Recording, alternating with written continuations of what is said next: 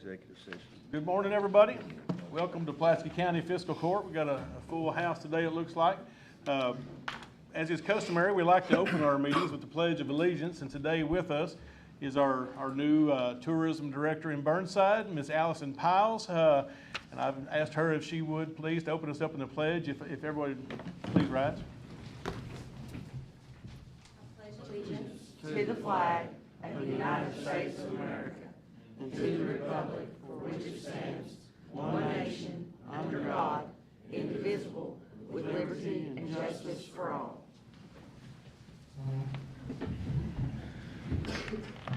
Thank you, Alice. Go ahead and call this meeting to order. First item on our agenda is the approval of our minutes from our previous meeting. You all received a copy of the minutes. Would there be any changes, deletions, or additions? If not, we'd entertain a motion to approve them as presented. Motion.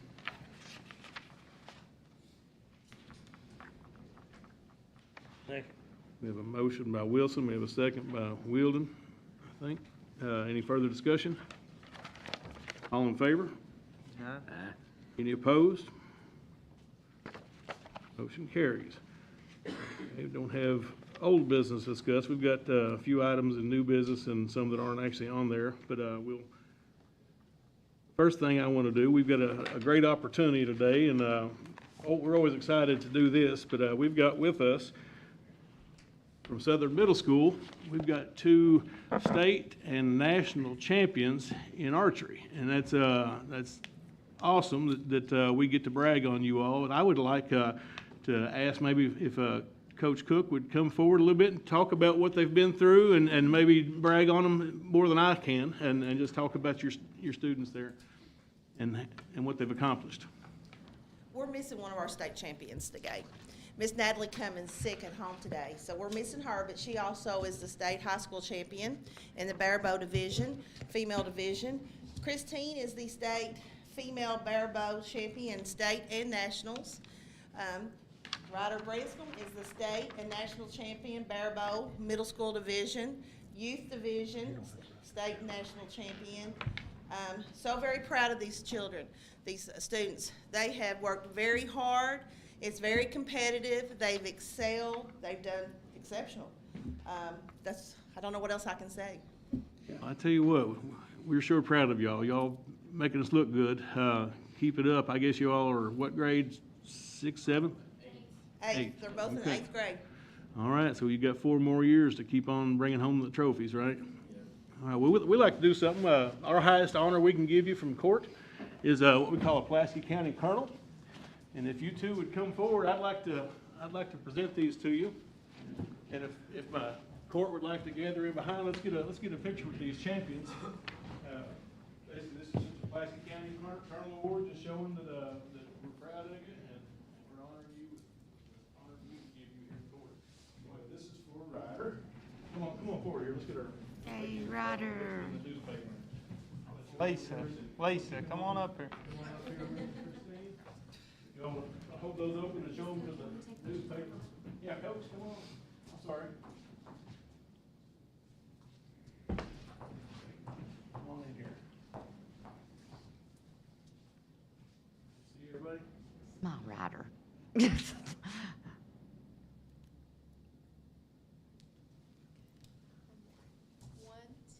3. Thank you. Congratulations again. Great champ. Let's give them a round of applause.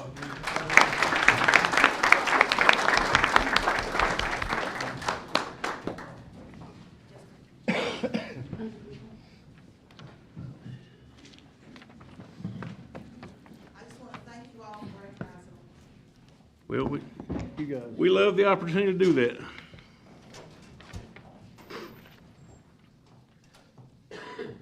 Okay, I've got two personnel changes just in position.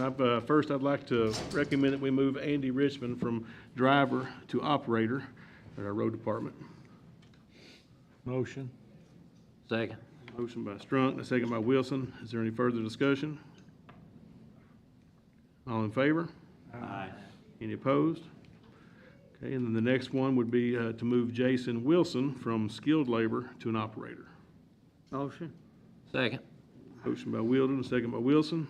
Is there any further discussion? All in favor? Aye. Any opposed? Okay, motion carries. Next, I've got Mark Vaught. He's one of the team that operates our elections, and we've got a big day coming up that Mark would, several big days that Mark would like to try to explain to the public. So if you would, please, Mark, come up and share with us. Thank you all for allowing me to do this. This is a little bit different from what was 2020 and a whole lot different from what was times before that.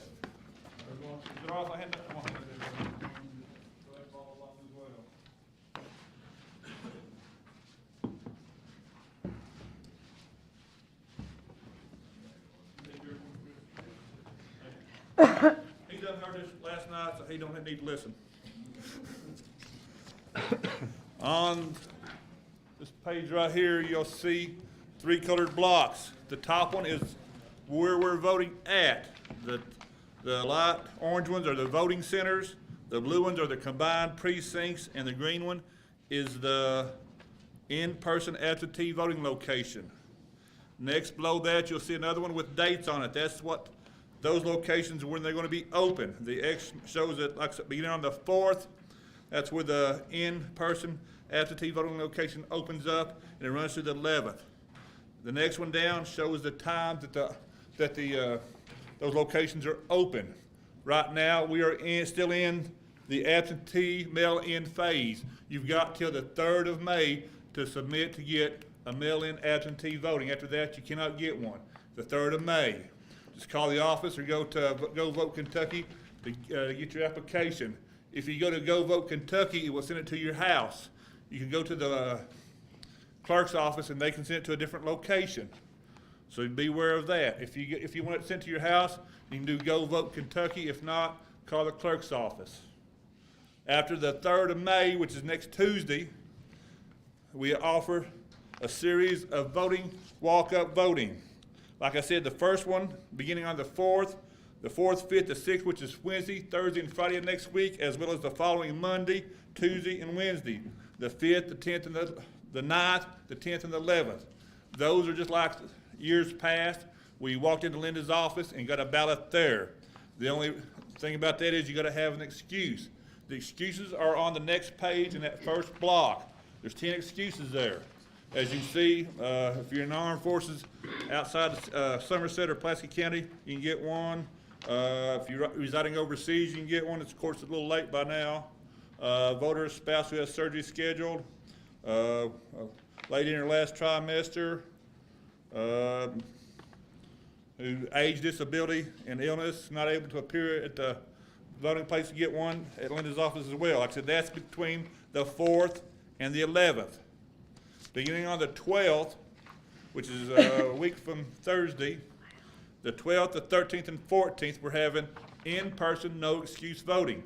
That means you walk up, you can vote. You don't have to have an excuse. Just show up with your ID, they'll allow you to vote. Those are at the voting centers, which is the ones outlined in light orange on top there. Like I said, that's Rocky Hollow, Hal Rogers Fire Training Center, and South Kentucky RECC Community Room. Though the hours of those are on Thursday and Friday, it's from 10 to 6. On Saturday, it's from 9 to 5. The state only allowed us 8 hours a day, and we chose to go to later in the afternoon to get everybody, coming home from work, maybe get those people instead of the early morning people. I don't know. Maybe it's a mistake. We'll learn and we'll figure it out, maybe change it next time. So anyway, also on Saturday, we're going to open up Shottville and Nancy for voting in those limited precincts. We got what they call a combined precinct. That's just where you got a limited number of precincts can go to that place. It's not open like the voting center is open for everybody. If anybody can go to any voting center and vote any of those 4 days, it's open. The 3 days of early voting and election day. I mean, if I'm in down next to my office, South Kentucky RECC, I can vote there. I can go up to Hal Rogers. I can go to Rocky Hollow. Anybody can go anywhere in those 3 voting locations and vote. The combined precincts are just have a limited number of precincts that can vote there. Nancy, I got too many papers here. Just bear with me for a second. I've done lost it. Is that on page 3, Mark? 4. 3 and 4? Yes.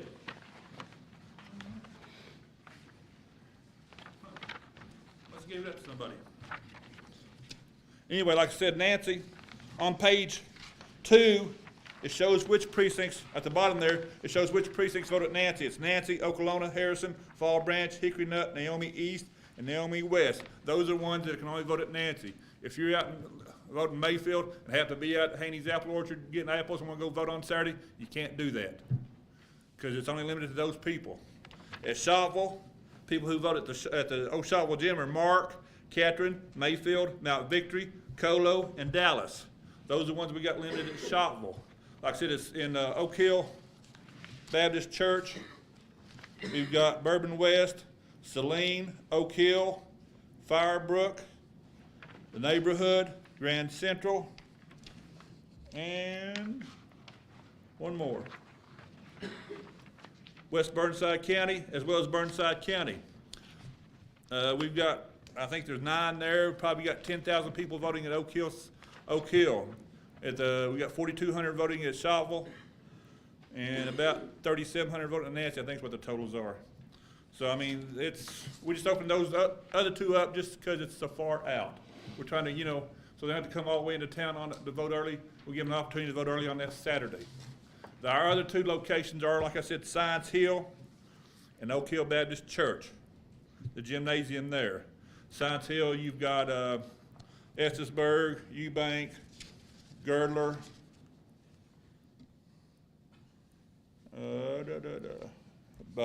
Science Hill County, Science Hill City, Buncombe, Eubank, and Estisburg are some of the precincts that can vote there at Eubank. On page 4 and 5, if you know your location and you're voting, you tell where your new voting location is. Like I said, I live at 4A is where I live at. No, I don't live at 4A. I live at 3B. Like I said, my new location is Rocky Hollow. I don't know, you voted B108 or you voted Fall Branch? Fall Branch, you gonna vote at Nancy. So you sit there and figure out which one you vote at, it'll tell you your new location. It'll tell you whether it's a voting center or a combined precinct or both. Some of our voting centers are also combined precincts just because the state requires us to have every precinct signed to a voting location. And on the last 3 pages are a bunch of lists. There's a bunch of questions that we get commonly asked, and I try to answer those. Somebody asked, why can't combined precincts be voting centers? Because the state changed the rules on us this time, and they're requiring us to be able to give individual totals for every precinct. Before, we did it by absentee ballots. We only had 13 in the primary in 2020. This time we got 191 different ballots. Every precinct has its own unique ballot. We've got a judge's race, so that means we have to have nonpartisan ballots. Instead of we have to have one for every precinct, 56, even though they're the same countywide for the most part, unless those people live in the city, they can vote for the mayor's race as well. So we only got 2 nonpartisan ballots, but we've got like 70 nonpartisan. We got 2 different styles of nonpartisan ballots, but we got 70 different ballots to cover those 56 precincts. Dallas has got 254 Republicans, 21 Democrats, and 6 others, independents, whatever. So I've got Dallas voting in 4 locations, my 3 voting centers, as well as Shottville. So if I had to have 6 ballots for every location, that's 24 right there. They've got 3 chances to make an error, so I gotta have 18 instead of 6, because every one of them can make up 3 mistakes. So I gotta have, instead of having 6 ballots, I gotta have 18 at each location. The only trouble is, the ballots come in packs of 25. So now I've got to order 25 for each one of my locations. So I've got to order 100 ballots for those 6 people. Same way with the Democrats. I got 21. 1 pack would take care of it, but I got to order 1 pack for every place. So I've got 100 ballots for 21 people for Dallas, so they can vote at Rocky Hollow, Hal Rogers, South Kentucky, or Shottville. They say, well, why don't you just set up the old style precincts? Because it's just logistically impossible. Now, We spent $260,000 on 40 machines. It cost another $600,000 to man all the precincts with these new machines. We had 250 people working the polls. This time I've got 125. We spent $45,000 just for people in past races to man the polls. I can get 50 ballots for $15.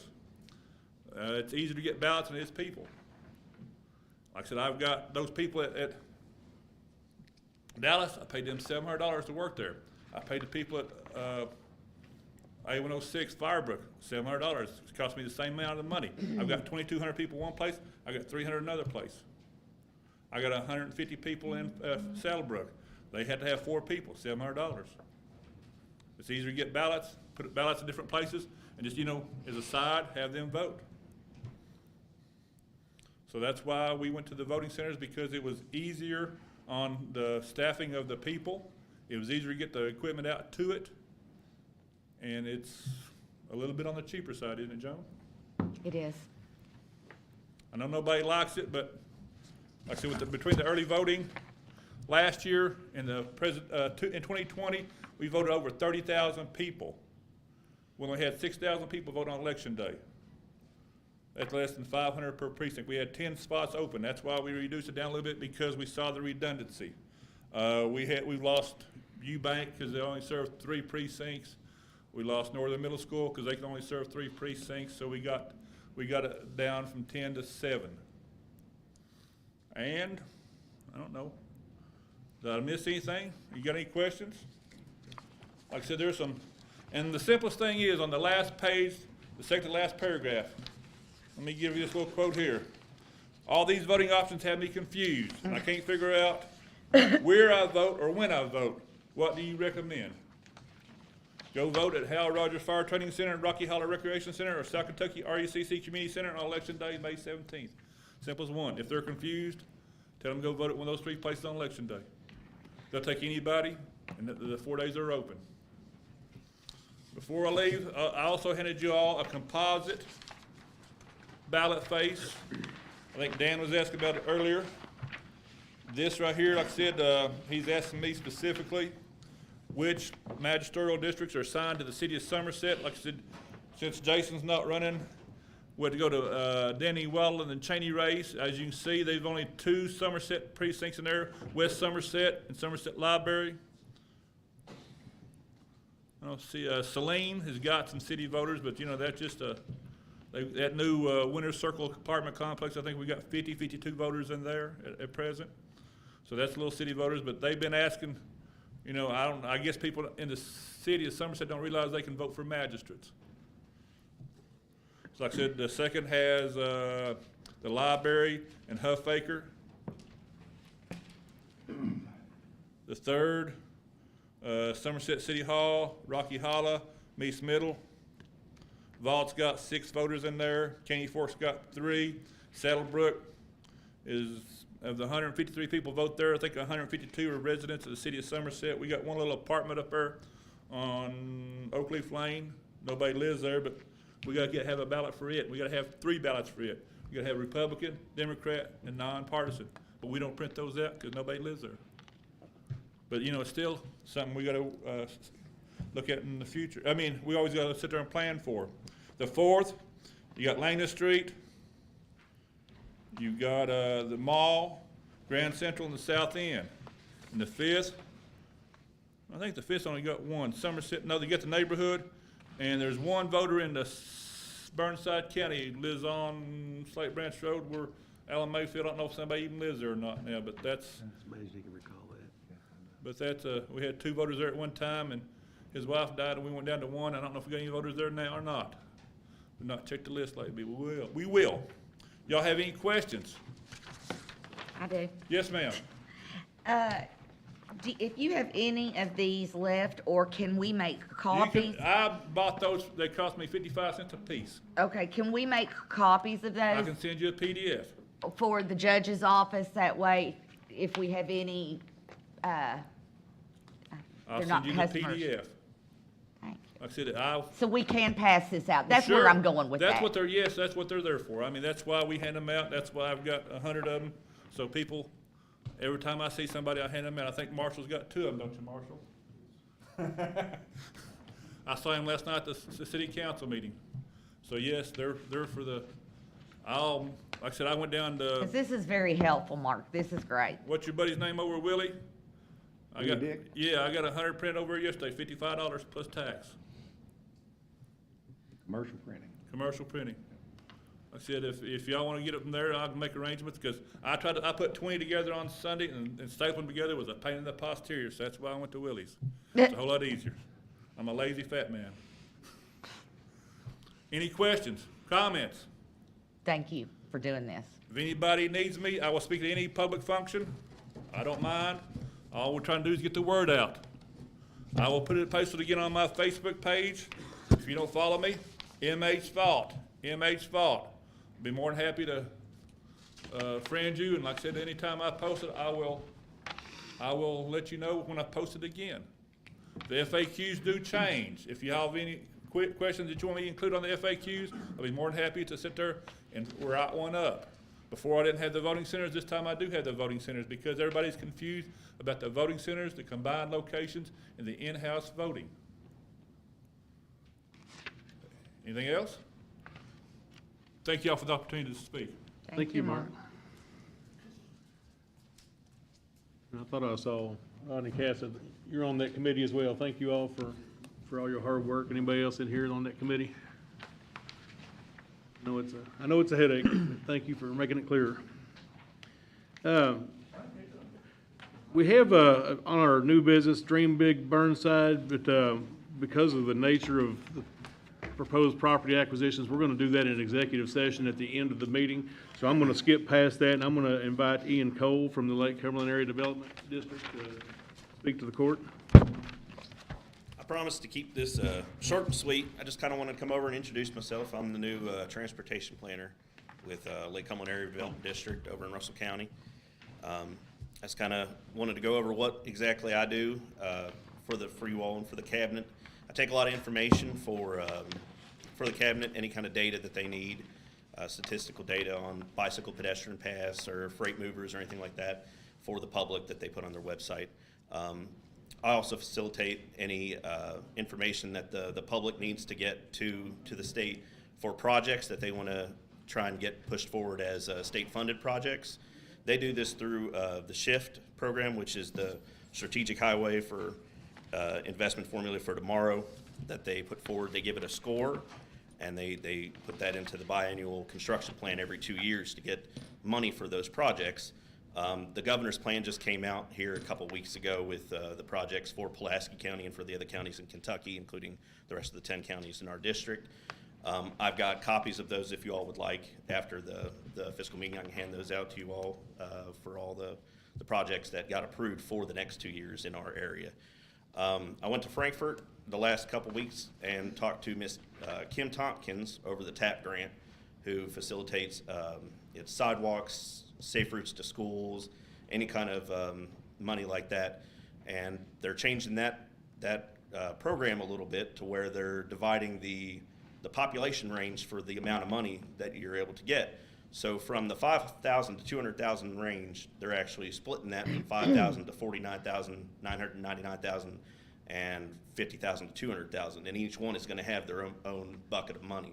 So there's going to be a lot more money come August, September, whenever they start taking applications for those TAP grants again. So if anybody's looking at doing any kind of sidewalk work or any kind of safety work revolving schools, and they need that money, or they want to, it's an 80-20 fund still, but it's good money to try and go out there and get. And, you know, I'm here for you all. If I've left you my card and our member guide there. If y'all ever need anything, just send me an email or give me a call, and I'm always available. And I thank you for your time. Can I ask you a question? I get asked about this all the time. Yes, and sir. It's been several months probably since I've heard any updates, but Okay. they were working on the railroad crossing up in Right. Science Hill. Has there been any more lately on that? So I want to say it was on here. It was Kentucky 635, wasn't it? Safety Yes. project to reconstruct Kentucky 635, eliminate grade railroad crossing and replace railroad separation crossing at Science Hill. Is Yes, that it? that's it. So it is allotted construction phase 2024 for $3.3 million. and that's federal funded money. So it is in the plan. Okay. I can give you one of these once we get out of We, here. if you we like. still deal with that on a regular basis with the railroad being tied up there and people Yes, sir. getting caught at the crossing. Yeah. There's another one in McCreary County that's the same aspect. I think that's a big push for, you know, these are big safety concerns, those railroad crossings, so they're trying to eliminate a lot of them across the state. And that is, it's in the plan for the 2-year construction, so I can confirm with Jeff Dick after this meeting as well. If you can just help us champion that through, that's been an issue for a long time here. Yes, sir. We have one other road that's a big issue with train blocking down and off of Cedar Grove. That we need to start looking into doing something. I got calls, they were down there for 5 hours stopped, they couldn't get to their homes, and if there's an emergency down there, there would be no way an ambulance would be able to get to them. So it's something we It's a do serious need to. problem. What road It's is that something again? it's a major issue. Richard safety Lane? issue. Huh? Richardson Lane? Richardson. That was the situation where the sheriff's office had issued citations and Uh-huh, I got sued in Oh, yeah. court. but it's still happening. I know it's still there, and the federal court ruled that federal preemption applied and that they couldn't be cited for blocking the tracks. So that's where we're at now, then, when people are complaining, we have no recourse. We have no recourse right now. And what community is that in? The Richardson Lane one? Yeah. Down in the south end of the county. Okay, Cedar Grove Road. Yeah. okay. There's a couple tracks down there that he's got one in his district and I got one in mine, where the train stops for over 5 hours. Yeah, And there's only one way in, one way out. yep. I think Blocks I everything. had my microphone off, so just so everybody out there watching could hear what I said, that was the case where the sheriff's department, both here and in McQuarrie County, had issued citations, probably the very one that you're looking at in McQuarrie County, issued citations for trains blocking the track into these residential neighborhoods for hours at a time. And so the Railroad Association hired a law firm out of Louisville, and they filed a lawsuit in federal court in Frankfurt contesting the right of the sheriff's office to write citations and asking the court to declare the statute unenforceable. And so after a lot of wrangling and a lot of spending of money trying to defend the statute, they ultimately ruled that federal preemption applied and that the statute, a Kentucky state statute, couldn't overrule federal law. So those lawsuits have occurred around a number of different states, and so that's where we're at. And it's a neighborhood that gets blocked. There's houses back there, so yeah. Well, at least we can take that they're taking notice from this, that it is on that 2-year construction. And like you said, I'll champion it, as long as I can, as long as I'm in this position, I'll make sure that we get these safety issues fixed, so.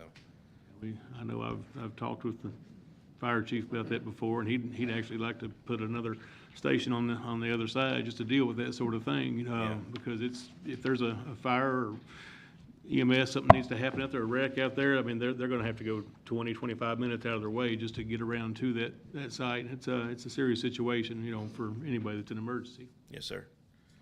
And that's all I've got. And like I said, if anybody would like, I've got those road plans. I can hand them out after the meeting. All right, well, thank you, Ian. Thank you all.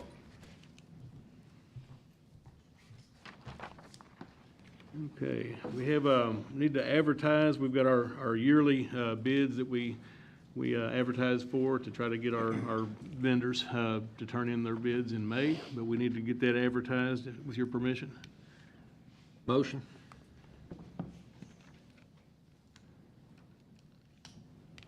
Motion. Motion by Wilson, second by Strunk. Is there any further discussion? All in favor? Aye. Any opposed? Motion carries. All right, we'll get into our department reports. First, road department, you've got road work request in front of you. There is one speed limit change, I believe, in the 4th district. Is it Whitaker Cemetery Road? Yes. Trying to set the speed limit for 15 miles per hour. Need a motion to do that? Motion. Second. Motion by Ranshaw, second by Turpin. Is there any further discussion? All in favor? Aye. Any opposed? And then we would entertain a motion to approve the road work request as a whole. Motion. Motion by Wilson, second by Wilden. Any further discussion? All in favor? Aye. Any opposed? Motion carries. Right, and then move on then to solid waste. Danny Maston.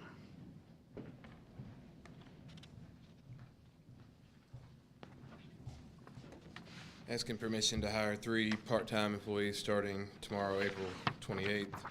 Ryan Dye, Christina Woodall, and Sarah McInich. Motion. Second. We have a motion by Wielden, second by Strunk. Any further discussion? All in favor? Aye. Any opposed? Motion carries. Also, we're wrapping up our month of April with all our cleanups that we've had with our Household Hazardous Waste Day this Saturday from 8 to 2 at the Recycling Center. We're accepting all those items that you just can't throw away: paints, pesticides, chemicals, aerosol cans, fluorescent light bulbs.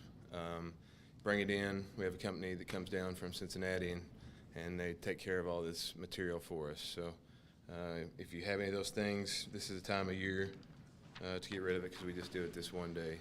So I'll make sure everybody's aware of that. Thanks. Thank you, Danny.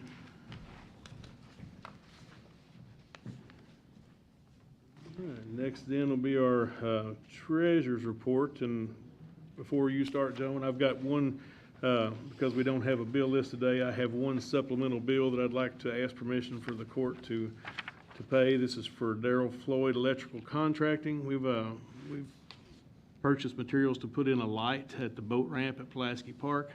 We get a lot of overnight fishing going on, and right now the light in the parking lot is not sufficient. So we've got a permission from Marshall Jennings with the Corps to put up a standalone pole with a solar light on it to provide light in the parking lot. And this also helps out that we have our fishing tournament that goes on every Monday night throughout the summer. So it's going to help them with that tournament. So we've the cost of the materials, you all don't have a copy of this, I've got it, but I've mentioned it. Materials are $1,200. So I would like permission from the court to pay for those materials, and then I think he's going to donate his labor. Motion. Second. A motion by Strunk, second by Turpin. Any further discussion? Glad you're finally doing that, because we've been asked for that a lot. We've looked at it for the last couple of years, and Yeah, it'll be good. finally found a way to get it done. Any further discussion? All in favor? Aye. Any opposed? Motion carries. All right, now, Joan, you have a few items for us. I do. The first item I have is for the quarterly statement, which goes from July 1 of 2021 through March 31st of 2022. So it is the county's fiscal third quarter. Motion.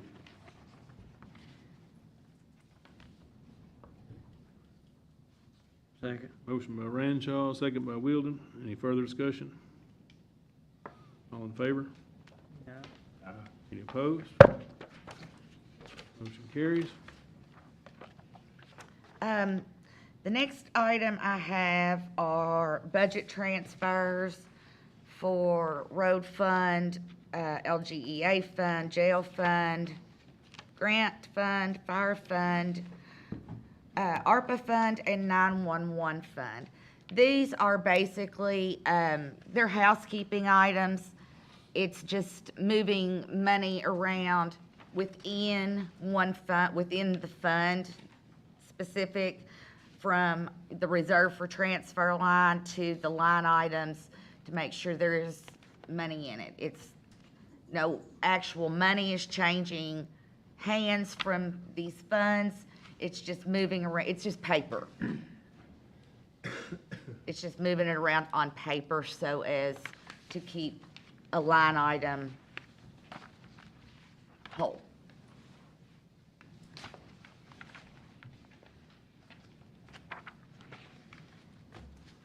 Entertain a motion to accept these budget transfers. Motion. Second. Motion by Wilson, second by Strunk. Is there any further discussion?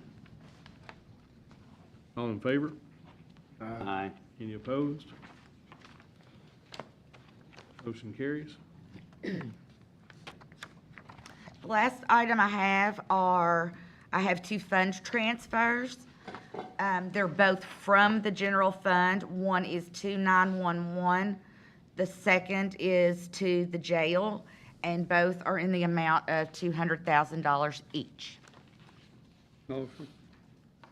Second. Motion by Wheeldon, second by Strunk. Any further discussion? All in favor? Aye. Any opposed? Motion carries. That is all I have today, gentlemen. Thank you.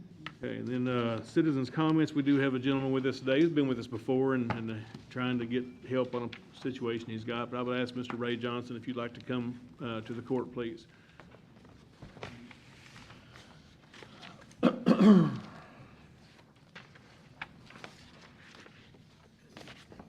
It's not only the one that I'm concerned about, it's some of my neighbors too. We have a lot that's joining our homes up there in St. Seal on Keeney Road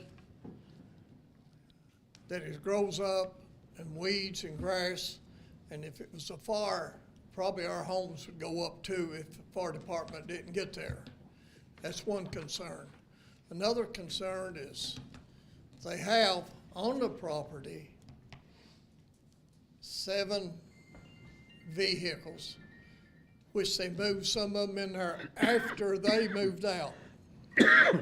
And some of these vehicles are sitting against the property line fence and pushing the fence over. And they got junk piled against the fence, which is on my property there, the property line. But another concern I have, we have in that community a bunch of rats. And after they started moving the vehicles in, the rats started taking over our property.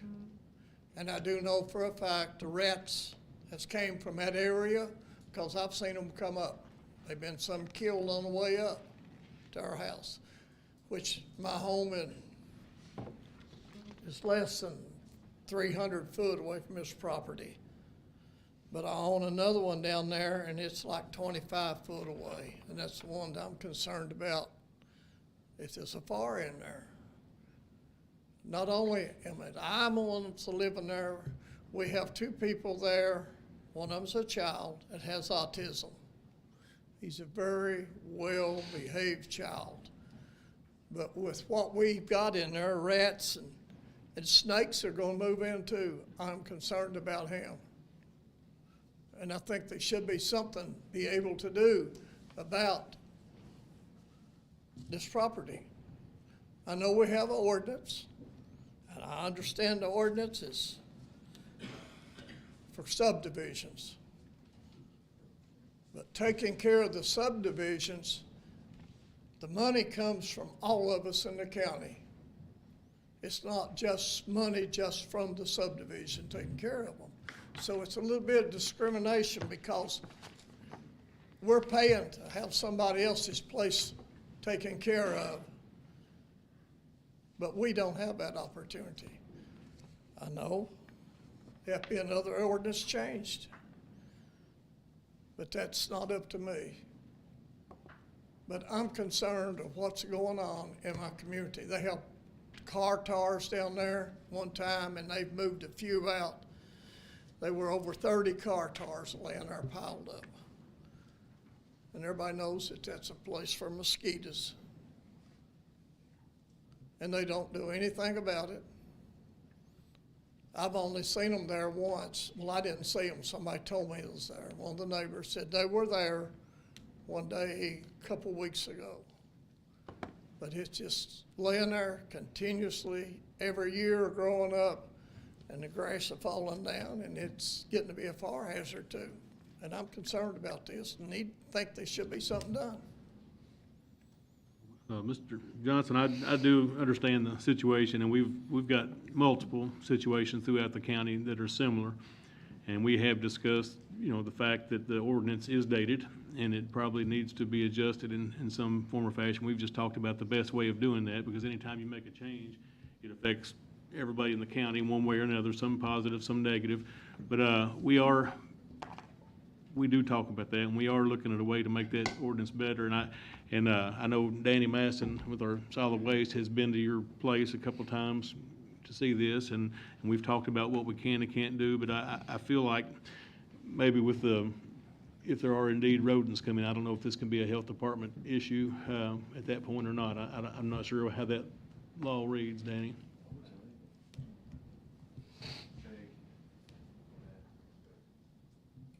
But But I appreciate it, and I appreciate what our fiscal court's doing. we'll continue to try to discuss this and figure out the best way to update that ordinance as we move forward. This is a huge problem in my district too, and I know I talked to Danny about trying to figure out a way we can give them more teeth to be able to handle those situations, because out in the county, I mean, there's no ordinance that says that Martin can force somebody to clean up their property if there's trash all over it. So it is a huge problem, and I asked Danny to start researching something that the 109 board can come up with that might give us some teeth to enforce these issues. I know a lot of them comes from just people not taking out garbage subscriptions to have the garbage picked up, so. It's, we do recognize it as an issue for a lot of people, Mr. Johnson, and But I'm there's sorry. another concern. I'm putting out a garden up there, and groundhogs has moved in there. So, Well, we've got those They'll eat close to good, us, and yeah. it's not junky. and that's man. everywheres. I know that. They'll eat good, won't they? I'll help control them with my shotgun. There you go, there you go. But Okay, well, I can't sit down there all the time, but those old vehicles sitting there, the groundhogs burying them and everything. Thank you. well, thank you for your time, and we'll try to work through this. There are, private nuisance laws that people can enforce through individual lawsuits, but that requires them to go get our private counsel to do that. But that is an option that people have if there's not a way for fiscal court to help. We just need to make a way for fiscal court to help it. Nobody should go out of pocket for lawyer fees to try to get a property cleaned up. It's something that we need to look at. Okay, well, we'll make that a priority moving forward. At this time, though, I believe that's all of our regular business, and we do need to go into executive session, but so I'll ask members that are here in the court if you would like to hang around. We should be finished within a half hour with executive session, but if you'd like to take this opportunity to leave, you're welcome to do that as well. And so we need a motion to go into executive session. Motion. Two motions. Motion by Wilson, second by Strunk. Any further discussion? All in favor? Any opposed? And I would ask too, because of the nature of the presentation, if we could just keep our Dream Big Burnside group in this room and ask all the other members to please either wait in the hallway or just outside. We'll let you know when we're finished. Thank you.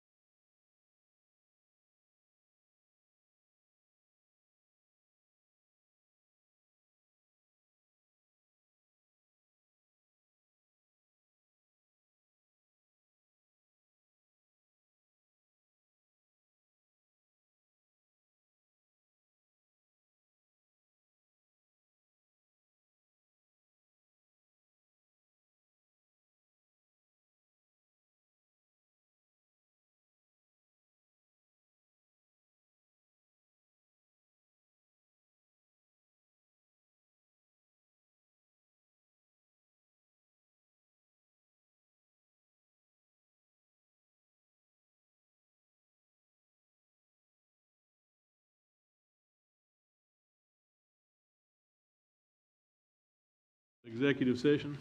Motion. Second. Motion by Wilson, second by Turpin. All in favor? Aye. Any opposed?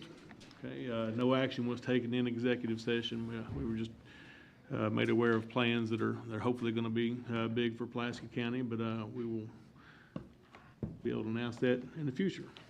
But with no further business, we would entertain a motion to adjourn. Motion. Second. Motion by Wilson and second by Strunk. All in favor? Aye. Any opposed? Motion carries. Thank you all for coming.